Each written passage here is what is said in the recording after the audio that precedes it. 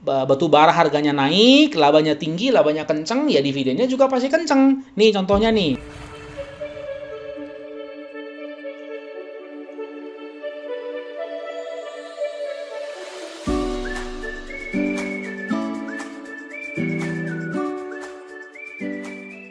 Halo teman-teman investor di Su Indonesia, jumpa lagi dengan saya Charles Sian di channel YouTube Elkipam Indonesia. Teman-teman, hari ini kita masuk ke analisa fundamental saham yang ke-9 ya. Ini adalah saham yang cukup luar biasa. Nama perusahaannya adalah Indo Tambang Raya Megah Tbk dengan kode emiten yaitu ITMG, sektor pertambangan khususnya subsektor batubara ya, teman-teman. Seperti biasa, jangan lupa ya, mohon dibantu untuk subscribe, like, comment, dan share. Selain supaya teman-teman mendapatkan video yang terbaru dan terbaik dari kami, selain itu kita sama-sama mengedukasi masyarakat luas Indonesia supaya muncul lebih banyak lagi investor di pasar modal ya teman-teman, supaya makin sejahtera. Oke teman-teman, seperti biasa, untuk membedah sebuah emiten, yang pertama kita harus ketahui dulu adalah company profile atau core bisnisnya ya teman-teman. Jadi Indo Tambang Raya Megah ini adalah perusahaan yang bergerak di bidang pertambangan batu bara ya. Kalau teman-teman perhatikan hari-hari ini harga coal ya, harga batu bara, baik itu coking coal ya, metalurgi coal, termasuk juga thermal coal, itu sudah pada naik dan cukup signifikan. Nah, melalui anak perusahaannya seperti PT Indominco Mandiri ini yang paling dominan ya, PT Truba Indo Coal Mining, PT Barinto Ekatama, PT Kitadin, dan PT Jorong Barutama Agreston ini yang anak-anak usaha yang disebutkan ini yang berkontribusi paling dominan ya, paling banyak ke Indo Tambang Raya Megah. Perusahaan ini mengoperasikan sejumlah konsesi pertambangan batubara di Kalimantan Timur, Kalteng, dan Kalsel Indonesia. Kemudian PT Indominco Mandiri juga mengoperasikan terminal batubara yang digunakan untuk penimbunan, pencampuran, dan pemuatan kapal dan pembangkit listrik yang masuk listrik ke pelabuhan dan pabrik pengolahan batubara. Baik terminal batubara maupun pembangkit listriknya berada di Bontang, Indonesia. Anak perusahaan lainnya adalah PT ITM Indonesia yang bergerak dalam perdagangan batubara, PT Tambang Raya Utama Tama yang bergerak di bidang penyediaan jasa penambangan. Jadi Indo Tambang Raya ini teman-teman punya storage ya, punya storage batubara sendiri. Ada juga emiten yang tidak punya storage batubara, tetapi dia adalah jasa ya atau kontraktor perusahaan batubara. Itu harus kita bedakan teman-teman. Nah teman-teman, berikutnya visi ITMG adalah menyediakan produk energi dan jasa yang berkualitas dan terjangkau secara berkelanjutan. Misinya yang pertama berinvestasi secara bersinergi pada rantai nilai dari bisnis energi. Yang kedua menciptakan nilai yang berkelanjutan bagi pemangku kepentingan dengan menyediakan produk dan jasa berkualitas. Yang ketiga menjadi warga korporat yang teladan dengan menjalankan bisnis secara beretika, bertanggung jawab sosial, dan berwawasan ramah lingkungan. Menjadikan kerangka pembangunan berkelanjutan sebagai landasan untuk semua inisiatif dan kegiatan bisnis ya teman-teman. Nanti teman-teman akan lihat ketika kita bedah ya jeroan daripada perusahaan ini. Perusahaan ini sangat baik ya teman-teman, sangat baik, sangat sehat, dan bahkan ada deklarasi anti corruption ya, anti korupsi ya teman-teman. Ini salah satu emiten tambang terbaik. Kemudian data-data penting didirikan tanggal 2 September 1987, sektor pertambangan, subsektor batubara, IPO-nya 18 Desember 2007, jumlah lembar saham 1.129.925.000 lembar. Anak perusahaannya ini ada 1, 2, 3, 4, 5, 6, 7, 8, 9, 10 ya. Ini anak perusahaan yang memang sangat-sangat aktif ya teman-teman. Nah nanti teman-teman bisa lihat ini data-datanya. Kemudian teman-teman pemegang saham di atas 5% ya. Yang pertama adalah Banpu Minerals Singapore Private Limited. Mereka ini memegang 65,14% saham ITMG. Masyarakat itu 31,91% dan saham Treasury 2,95%. Nah menurut websitenya kita coba cek ya, Banpu itu kira-kira seperti ini teman-teman. Pengalamannya kurang lebih 37 tahun di bisnis lokal dan internasional ya. Jadi Banpu ini secara langsung ya terintegrasi sebagai perusahaan energi di Asia Pasifik yang beroperasi di 10 negara di dunia: Thailand, Indonesia, China, Australia, Laos PDR, Mongolia, Singapura, Jepang, kemudian Amerika dan Vietnam. Nah, ketika kami coba cek Banpu ini, teman-teman, ini Banpu ini memiliki aset kurang lebih 130 triliun rupiah. ITMG sendiri itu kurang lebih 17 triliun rupiah asetnya. Jadi seperberapa ini ya. Jadi memang raksasa ini teman-teman Banpu ini.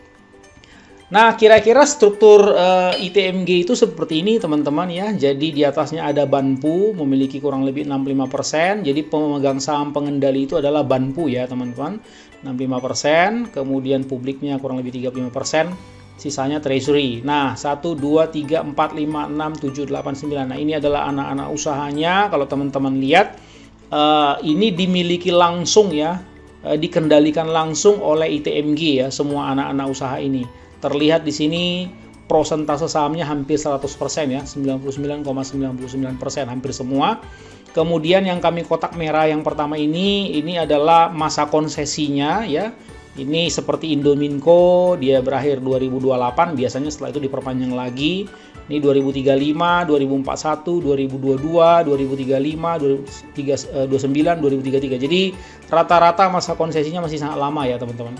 Kemudian ini adalah kontribusi metric tons-nya ya, metric tons-nya di dalam penjualan kemarin itu bulan ke-6, berarti kuartal 2 tahun 2020 ini, masing-masing anak usaha ini. Kemudian yang paling bawah teman-teman, kalau kita perhatikan ini tipe batu bara atau jumlah kalori ya.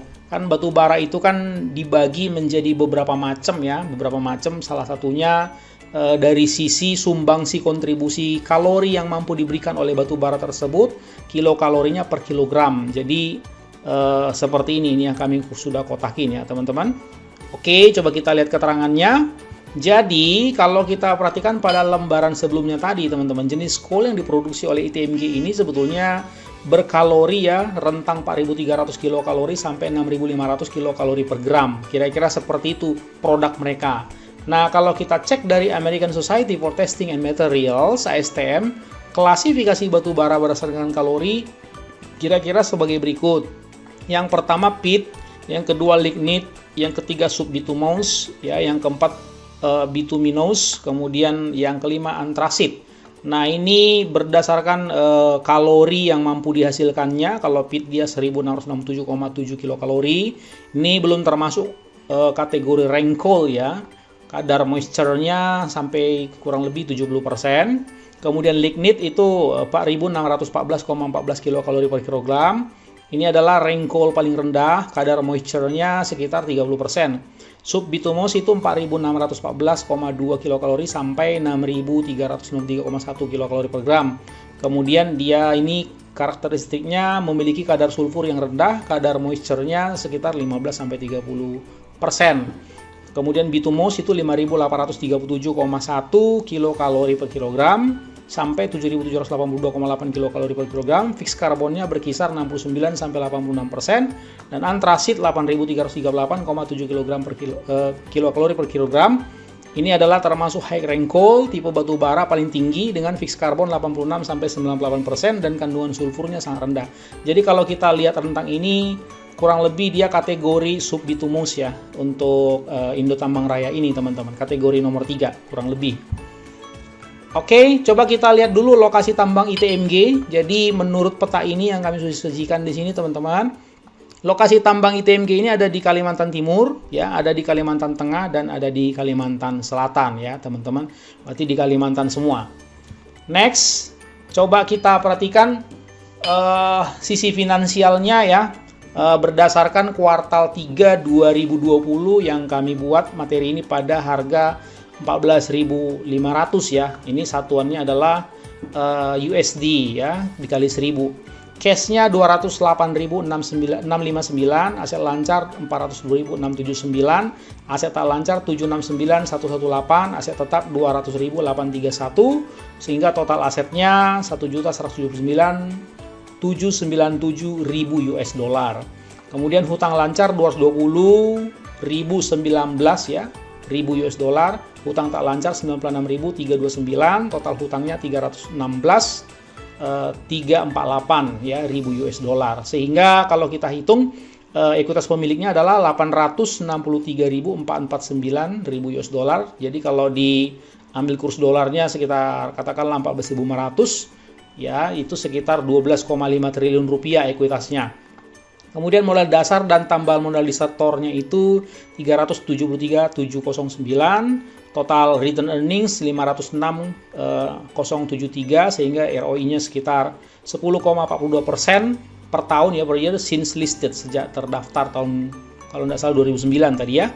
Kemudian kalau kita lihat revenue itu 1.162.512 secara tahunan, CFO-nya 160.743. Jadi kalau kita cek revenue berbasis aset tetap ya, revenue berbasis aset tetap ITMG ini adalah emiten yang very CEC ya, capital efficient company ya. Jadi tata kelola dananya cukup baik. Next, kalau kita perhatikan lebih jauh, teman-teman, sisi finansialnya current rasionya 186,66%, good. Quick rasionya 147,31%, good. Cash ratio juga 94,84 ya, cukup good lah ya, cukup baik. Nah, kemudian kita meninjau lagi dalam 10 tahun terakhir ya, data-data berikut, GPM rata-rata itu 26,20% dalam 10 tahun terakhir. Ini sangat baik, NPM rata-rata 12,12%. Sementara yang kemarin itu GPM Q3 itu 16,04, kemudian NPM-nya Q3 4,59. ROE rata-rata 25,34%, ini sangat baik. ROA rata-rata 17,50%, ini juga sangat baik. DER rata-rata 43,32%. Kemudian ROE Q3 kemarin 6,12%, ROA Q3 4,52%, DER Q3-nya adalah 36,31%. Jadi kita melihat di sini teman-teman dari segi rasio-rasio keuangan, deteksi kesehatan perusahaan ya. Jadi kita belajar laporan keuangan dan kondisi finansial fundamentalnya untuk mengetahui apakah perusahaan tersebut sehat-sehat saja atau ada sakitnya. Kira-kira seperti itu teman-teman. Jadi ini perusahaan ini sangat baik, sangat sehat ya teman-teman. Nah, untuk memastikan coba kita lihat laporan konsolidasi ya. Konsolidasi yaitu kita lihat coba sisi liabilitas ya. Liabilitas yang kami kasih kotak merah ini, coba kita lihat satu-satu teman-teman. Kalau kita cek satu persatu, kesimpulannya kira-kira ini yang di sebelah kanan. Kalau kita breakdown detail liabilitasnya, kita akan menemukan seperti ini. Kita melihat praktis tidak ada beban hutang yang berbahaya, teman-teman, yang kami kotakin ini. Coba teman-teman perhatikan, tidak ada beban hutang yang terlalu berbahaya, ya, yang sifatnya berbunga ya, yang menghimpit atau menekan laba perusahaan, yang bisa menggerus pendapatan usahanya. Jadi, it's a very good company.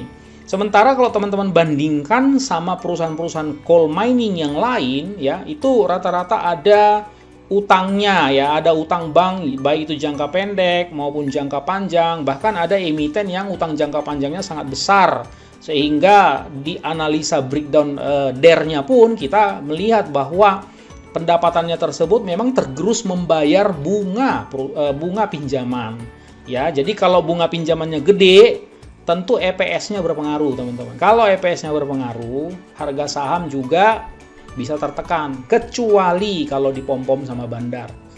Itu kita out of control ya, kalau sifatnya dipom-pom sama bandar.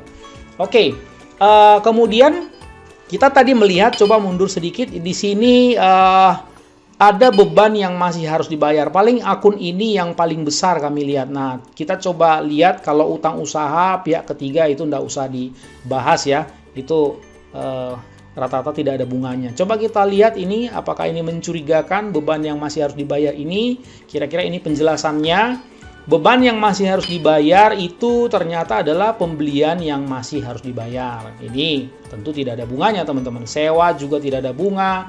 Royalti, pembelian bahan bakar, denda keterlambatan, garansi, iuran kehutanan, pengangkutan, bahan peledak, dan lain-lain. Ini semua tidak ada yang berbunga, teman-teman. Jadi berarti clean and clear ya, di liabilitas jangka pendek ini tidak ada yang berbunga, aman. Jadi DER itu bukan sesuatu yang menakutkan sebetulnya kalau kita bedah dengan teliti ya. Tidak semuanya utang bank yang sifatnya berbunga. Kemudian jadi adapun beban yang masih harus dibayar, kalau kita lihat ini tidak ada yang membahayakan keuangan perusahaan ya. Ini clean and clear, tidak bahaya. Kesimpulan kami, teman-teman, perusahaan ini sangat-sangat sehat secara keuangan dan memiliki neraca yang sangat kuat ya. Dia punya cash luar biasa, sehingga ketika tahun lalu pandemi pun, kalau teman-teman perhatikan kronologis ceritanya, walaupun pandemi, perusahaan tidak sampai minus, bahkan tetap mampu bagi dividen yang cukup bagus yieldnya. Sekedar info buat teman-teman semua, ITMG ini salah satu perusahaan yang sangat loyal membagi dividen, bisa sampai 2 kali setahun seperti itu, dan nominalnya juga dividen payout rasionya juga cukup besar, dan itu konsisten loh teman-teman. Nanti kita tunjukkan grafiknya atau tabelnya, sangat konsisten. Jadi coba teman-teman perhatikan, dia sejak listing kalau tidak salah tahun 2007 konsisten sampai 2019. Jadi 12-13 tahun terus tiap tahun bayar dividen dengan tinggi. Nah, berarti kan ini sangat bagus ya teman-teman. Oke, coba kita lihat dari segi valuasi. Pada saat video ini dibuat teman-teman, berdasarkan Q3 2020 dengan harga saham 14.500, berikut data-datanya ya. PBV-nya ya, price to book value-nya 1,26 kali, di mana PBV rata-rata 2,7 kali dalam 10 tahun terakhir. PER-nya 20,64 kali, PER rata-rata itu 11,08 kali dalam 10 tahun terakhir. PSR-nya 0,95 kali, PCFR-nya 5,13 kali, enterprise value per EBITDA 7,49 kali. Jadi semua masih harganya kami rasa belum terlalu mahal, belum. Nah, coba kita cek PER-nya ini teman-teman. Adapun saat ini PER-nya 20,64 kali, kita harus tahu jalan ceritanya ini kenapa seperti ini. Ya, ini karena dari segi EPS tahunannya tahun 2020 lalu kan memang 1/5 dari EPS ketika kondisi pendapatannya sedang bagus-bagusnya, yaitu tahun 2017 atau 2018. Jadi kalau dia ngikut pendapatan 2017-2018 saja, berarti PER-nya ini sebetulnya 4-5 kali, teman-teman. Jadi masih murah sebetulnya. Ini penjelasannya kami buat.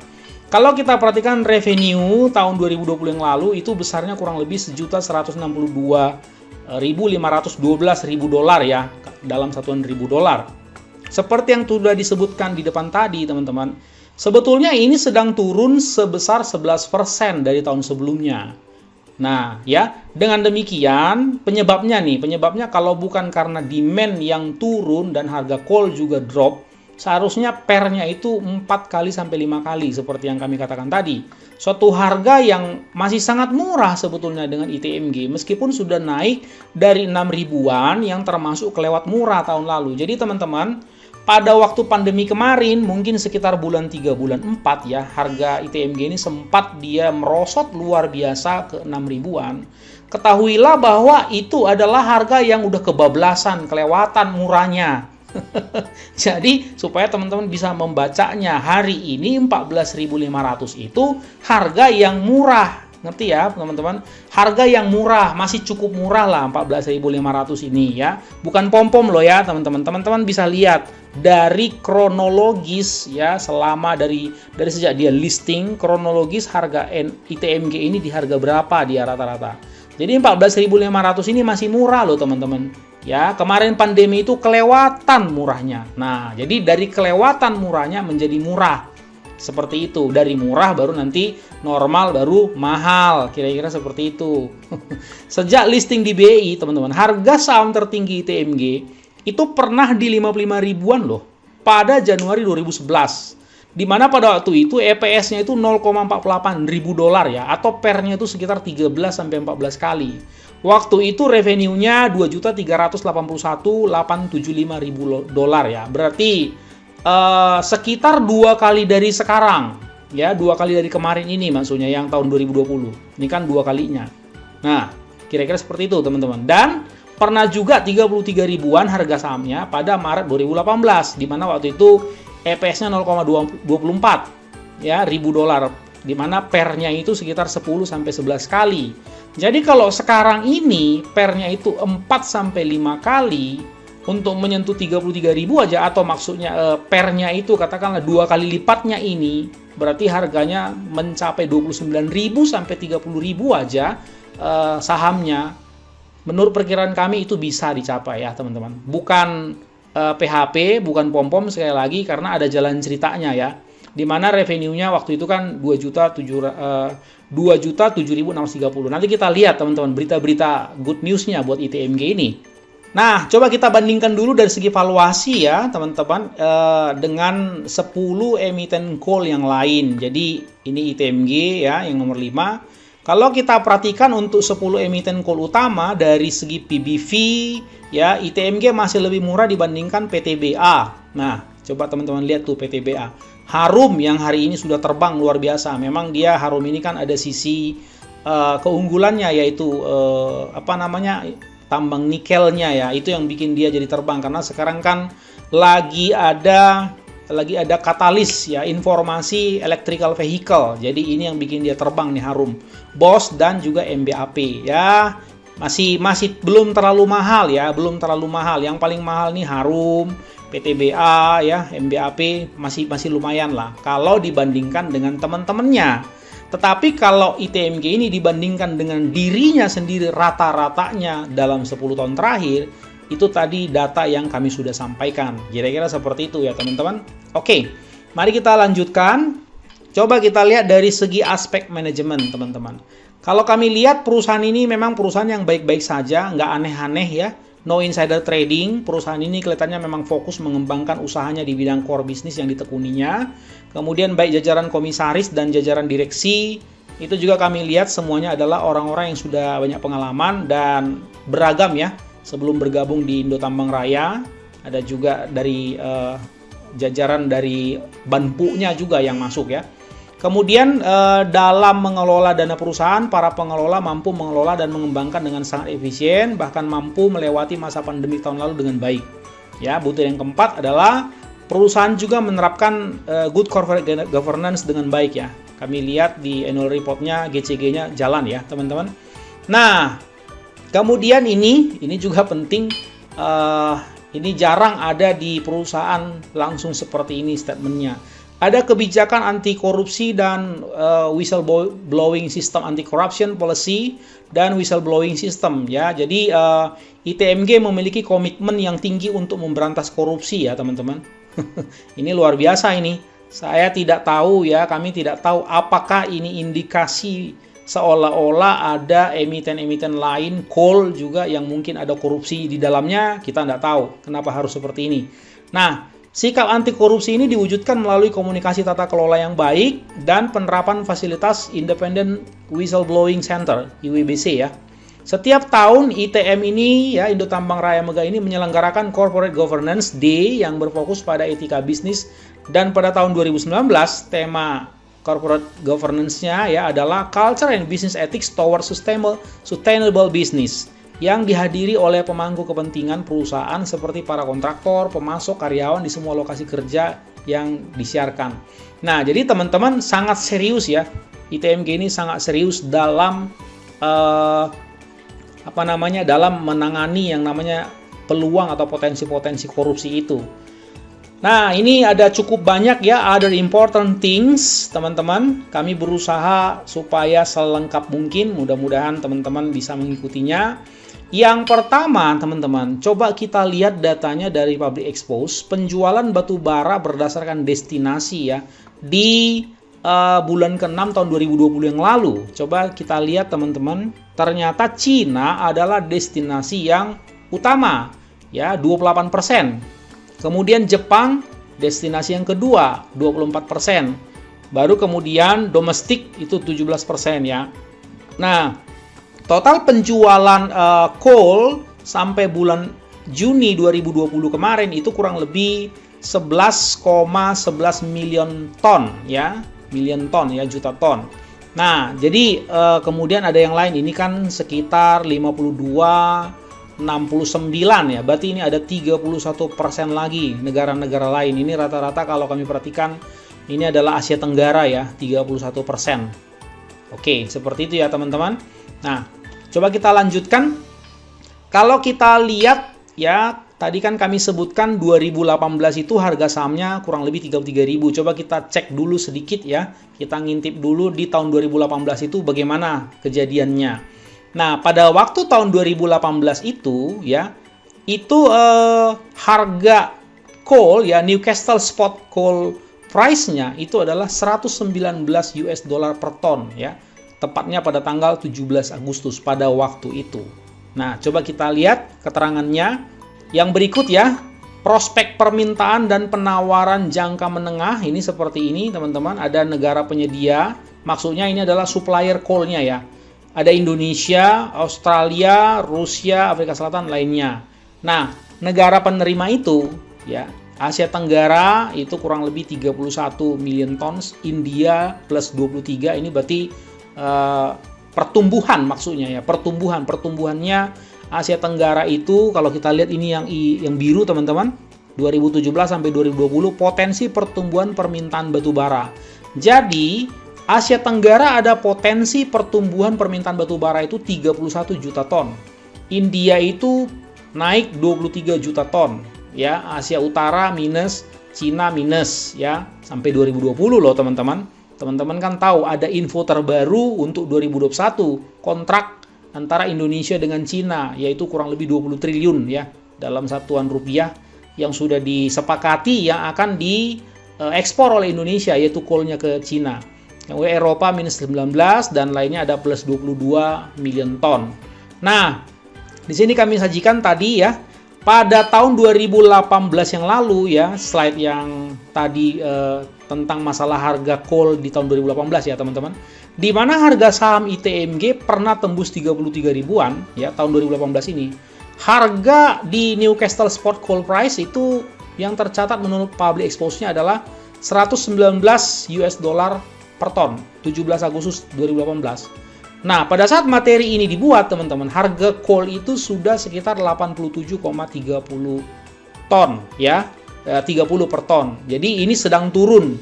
Sebetulnya dia sudah menyentuh sekitar hampir 90 ya, hampir 90 US dollar per ton. Jadi sudah sedikit lagi. Ini artinya ini kan ada laporan keuangan yang belum dipublish ya, teman-teman. Belum dipublish, yaitu laporan tahunannya. Mungkin nanti Maret baru dipublish.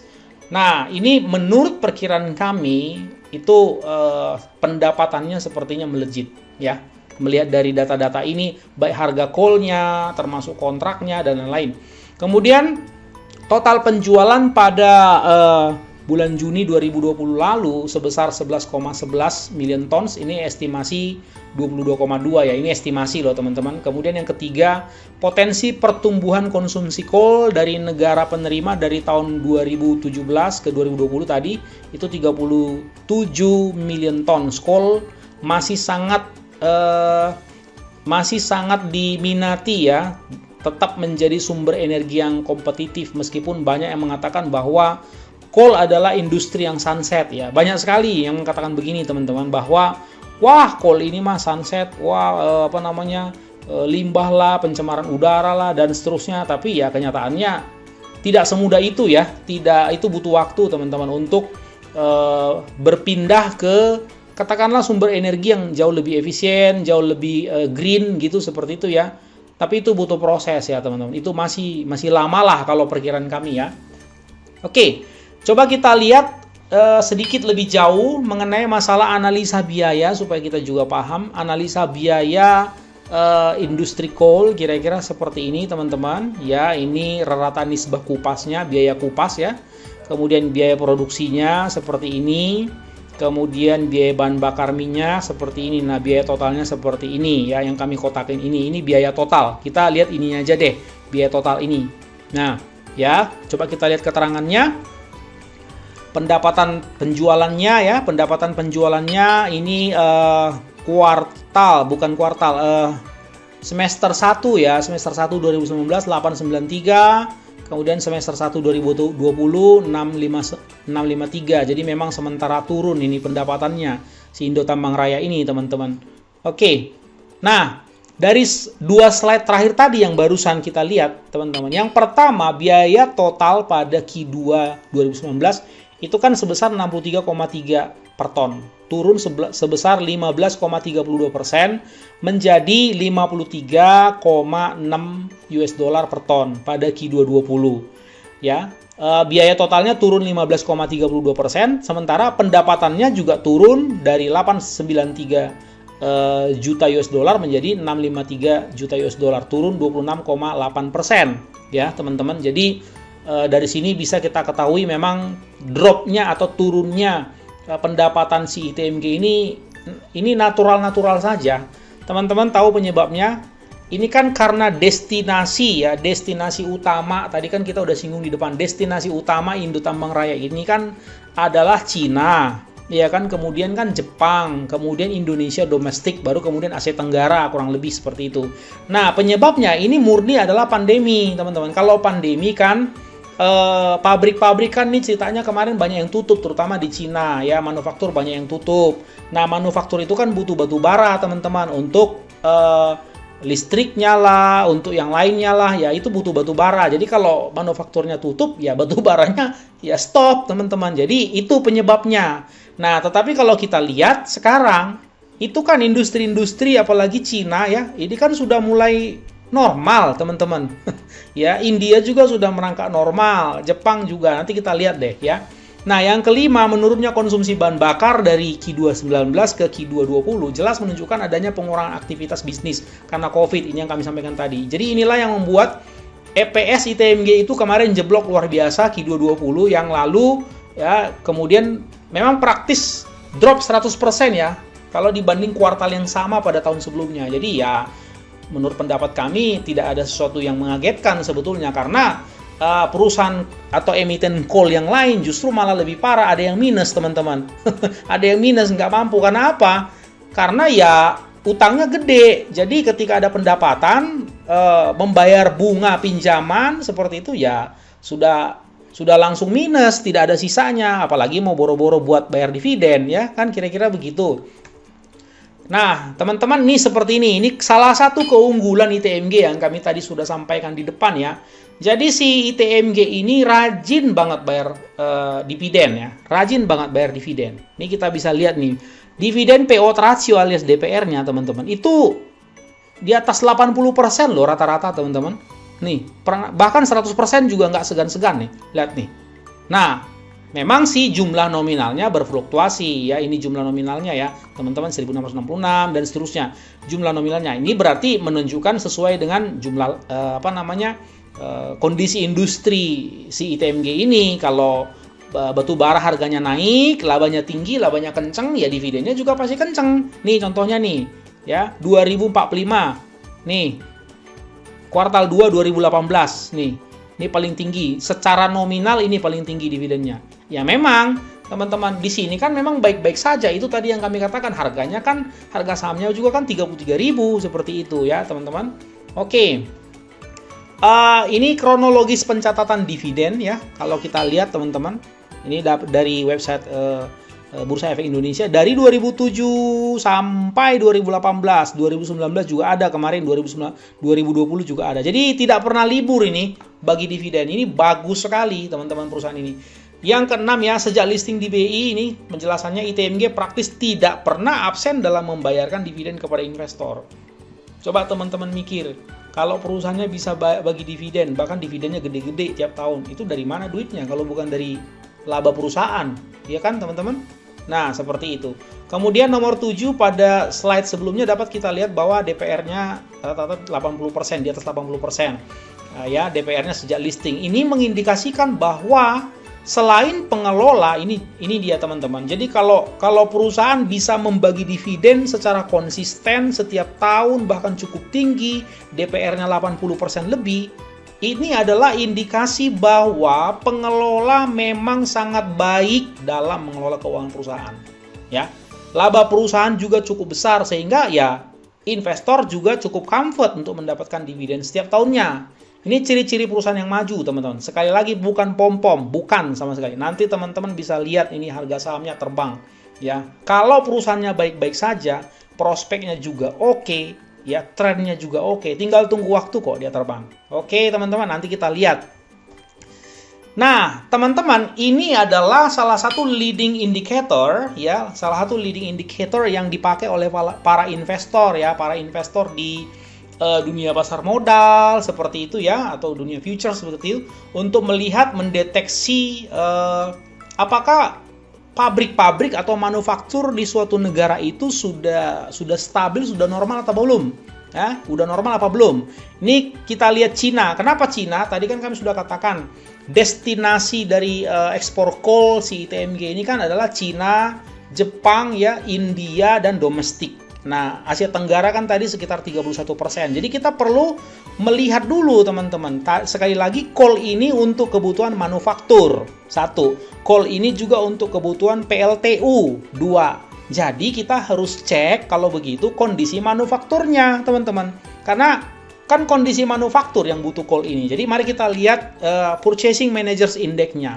Nah, kalau kita lihat si Cina teman-teman, ini sebelum COVID ya. Sekitar segini nih ya. Mereka kan mulai COVID di Cina itu kan Desember akhir ya kalau nggak salah. Nah, di sini di atas 50, kemudian jeblok di sini yang memang ancur-ancuran, bahkan mungkin ini seluruh dunia malah di sini juga jeblok, kemudian naik bahkan sudah melebihi hari ini teman-teman itu 51,9 ya. Ini dia PMI-nya. Nah, ini keterangannya ya teman-teman. Dari slide sebelumnya kita lihat bahwa destinasi penjualan coal ITMG terbesar adalah Cina dan Jepang. Coba kita perhatikan indikator PMI Purchasing Manager Index Cina yang barusan ya. Pada saat slide ini dibuat teman-teman, PMI Cina ini sudah berada pada level 51,9 yang bahkan sudah lebih tinggi dari kondisi sebelum COVID. Sebelum COVID itu sekitar 50,0 lah, 50,0, 50,5. Nah, artinya apa? Itu berarti kondisi manufaktur di Cina saat ini sedang growth-nya teman-teman. Manufaktur itu pasti butuh listrik, PLTU butuh coal, itu sudah pasti. Nah, sekalipun Cina adalah produsen batu bara dunia nomor 1 ya, terbesar, tapi mereka juga butuh banyak juga, berarti mereka masih kurang. Ya, walaupun mereka bisa gali sendiri, tapi mereka tetap mereka butuhnya banyak sekali teman-teman. Mereka tetap, bahkan sebelum-sebelumnya kan pernah impor dari Australia, dari Indonesia. Nah, sekarang malah dari Australia di stop malah. Berarti kan peluang buat Indonesia, teman-teman. Nah, cara membaca indeks PMI-nya, Purchasing Manager Index, ini sebagai acuan dari pembacaan indeks PMI ini digunakan 50,0. Apabila angka indeksnya sudah di atas 50,0, berarti sektor yang disurvei ini tengah mengalami ekspansi. Berarti lagi growth-nya, itu maksudnya. Tapi kalau dia di bawah 50,0, berarti lagi kontraksi alias perlambatan. Oke, itu baru Cina, teman-teman. Coba kita lihat Jepang. Seperti ini. Ini sebelum COVID ya. Sebelum COVID mana nih? Sebelum COVID, nah di sini nih, Januari nih, Januari 2020. 48,8 ini. Nah, kalau Jepang kan memang agak stagflasi ya. Dia kondisi ekonominya kan stagflasi ya, teman-teman. Jadi susah dia untuk mencapai 50,0. Nah, ini tetapi dari 48,8 sebelum pandemi, sekarang itu coba teman-teman lihat dari Mei 2020 ke hari ini ya, ke ini terakhir nih Agustus. Berarti kalau sekarang Januari mungkin ini bahkan sudah di sini ya. Ini datanya belum ada yang Januari, teman-teman. Nah, ini mungkin sudah di atas, teman-teman. Berarti sudah normal ya.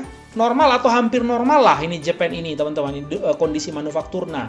Nah, berarti kalau udah normal kan berarti flow ekspor coal-nya dari ITMG ini kan berarti udah normal, kira-kira begitu. Cuman mungkin belum dipublikasi aja, tinggal tunggu waktu, teman-teman. Seperti itu. Ya. Ini keterangannya. Pada saat materi yang dibuat, PMI Jepang ini sudah 47,2, masih jauh dari 50,0, tetapi ada pada tren naik ya. Kalau aktivitas manufaktur di Jepang sudah mulai pulih sehingga PMI-nya sudah minimal 50, ya kalau bisa loh ya. Ini kan tadi kan sudah kita bilang bahwa sebelum pandemi aja 48,8, tapi mudah-mudahan bisa ya. Maka besar kemungkinan konsumsi coal akan normal kembali dan konsumsi kedua negara inilah yang nanti akan membooster profitability di ITMG. Kira-kira seperti itu. Nah, selain itu negara lain yang akan disasar oleh ITMG ini juga adalah India dan Korsel, teman-teman. Nah, coba kita lihat India sama Korselnya kan gitu. Nah, ini ada berita dari Kontan, berita tanggal 7 Mei 2020 yang lalu. Nah, kira-kira seperti ini beritanya yang kami kotakin ini. Peningkatan ekspor terutama menyasar pasar Cina yang belakangan ini mulai menunjukkan pertumbuhan permintaan batubara pada Maret lalu. Selain itu, ITMG juga ingin memperbesar volume penjualan batubara ke Jepang, India, Korea Selatan, dan negara di kawasan Asia Tenggara. Seperti itu. Nah, jadi PMI India, teman-teman, kalau kita cek, ya ini kami nggak buat grafiknya, tapi kami sudah cek PMI India itu per Desember 2020 itu sudah 56,4 loh. Berarti ini sudah normal, sudah sudah growth banget ini manufakturnya, udah normal teman-teman. Dan PMI Korsel juga per Desember 2020 juga udah 52,9. Sudah jauh di atas normal.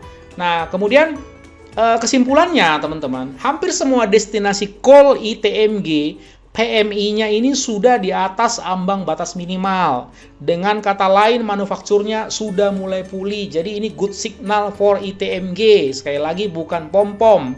Saya cuma mau ngasih tahu harga sekarang itu adalah harga yang masih murah dari dulu yang kelewatan murahnya. Ya, teman-teman jangan ketinggalan. Nah, coba kita lihat ini dari investing.com ya. Coking Coal Futures Overview. Nah, ini kalau kita lihat, coba kita lihat apa yang udah terjadi baru-baru ini ya, sehingga teman-teman melihat harga sahamnya si ITMG ini terbang dari 6 ribuan ke 14 ribuan, sempat bahkan 15 ribuan. Itu apa yang terjadi? Nah, ternyata coking coal ini kan, atau metalurgi, met coal ya, metalurgi coal ini kan yang dipakai untuk industri baja seperti itu. Kalau teman-teman lihat dari Asosiasi Internasional Coal, mereka jelaskan di situ bahwa kebutuhan coal untuk industri steel itu 70% ya, kurang lebih 70% dari seluruh kebutuhan untuk energinya. Jadi kebutuhan coal untuk industri baja itu sangat tinggi. Nah, industri baja itu kan yang terbesar di mana coba? Kan Cina sama India. Jadi ini kalau Cina udah normal, India udah normal, ini pasti terbang ini kebutuhan coking coal-nya. Selain itu thermal coal juga. Thermal coal itu buat PLTU ya teman-teman. Nah, ini coba kita lihat dulu. Dari 1297 menjadi 1552. Coba kita lihat keterangannya ya. Nah, ini harga saham. Ini adalah harga sahamnya si ITMG. Dari 8475 menjadi 14.700 dalam periode yang sama itu teman-teman. Nah, keterangannya seperti ini. Coking coal ya untuk manufaktur sejak 19 November 2020 sudah naik dari 1297 ke 1552, 19,7% sampai hari ini ya. Nah, ternyata harga saham ITMG pun dari periode yang sama nih, kurang lebih 13 November 2020 sampai sekarang itu sudah terbang dari 8.475, sekali lagi dari harga yang luar biasa kelewat murah ini teman-teman, ke 14.700 per hari ini. Jadi harga saham ITMG itu sudah terbang 73,45% ya. Coba perhatikan teman-teman. Jadi harga coking coal-nya naik hampir 20%, kemudian harga sahamnya naik hampir 75% ya. 1:4 kira-kira seperti itu. Nah, coba teman-teman bayangkan ya, kalau hari ini kan Newcastle spot coal price-nya itu baru 90 atau 87 ya US dollar per ton. Apa jadinya kalau sampai tembus 100 US dollar per ton? Nah, itu estimasi kami bisa sampai ke sana, bisa tembus sampai 100. Atau coking coal ini dia mencapai all time high-nya 1700-an ya. Berarti kalau 1700-an ini naik 150 poin lagi ya, naik 150 poin lagi, mungkin 150 poin berarti naik 10% lagi. Naik 10% lagi kalau ngikut ini 4 kali lipat ya. Kita nggak tahu, mungkin ITMG bisa 30.000 mungkin. Mudah-mudahan ya teman-teman. Sekali lagi teman-teman, ini bukan pom-pom ya. Ini kita berusaha menyajikan data-data realistik ya, karena waktunya juga terbatas. Kami harap teman-teman bisa memahami dengan secara komprehensif ya teman-teman. Disclaimer on ya teman-teman, ini bukan dorongan atau ajakan buat teman-teman untuk beli saham ITMG. Yang pasti dari Elkipamo Indonesia ya, ini sudah hold barang ini dari sejak harga 8 ribuan. Sekali lagi bukan pom-pom ya, supaya teman-teman nggak ketinggalan aja rezekinya. Nah teman-teman, demikian penyajian dari kami untuk analisa ITMG. Mudah-mudahan bermanfaat ya. Sekali lagi jangan lupa untuk subscribe, like, and share. Dan sampai jumpa untuk video yang selanjutnya. Salam sukses untuk Anda sekalian.